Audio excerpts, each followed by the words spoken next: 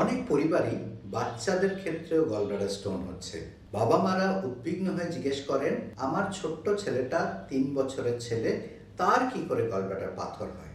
তাহলে দেখা যাক বাচ্চাদের গলব্লাডার স্টোন কেন হয়। ৩০% ক্ষেত্রে কেন হয় সেটার উত্তর আমাদের জানা নেই। দেখা যায় প্রায় ৩০% ক্ষেত্রে পাথর হয় কারণ রক্ত ভেঙে যাওয়ার কোনো একটা অসুখ আছে, যেমন থ্যালাসেমিয়া, যেমন সিকেল সেল অ্যানিমিয়া।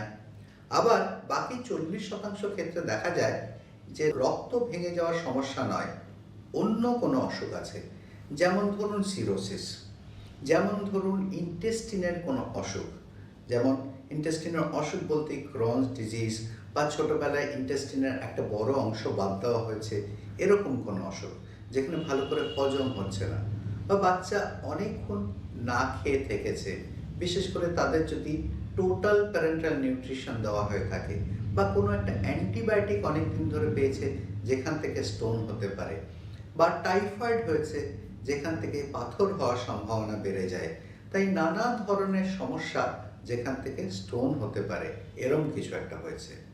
কিন্তু বাচ্চাদের ক্ষেত্রেও স্টোন হলে স্টোনের চিকিৎসা কিন্তু বড়দের মতোই গলব্লাডার খারাপ হয়ে যাওয়া গলব্লাডার পাথর শুদ্ধ বাদ দেওয়া, এটাই প্রাথমিক এবং প্রধান চিকিৎসা।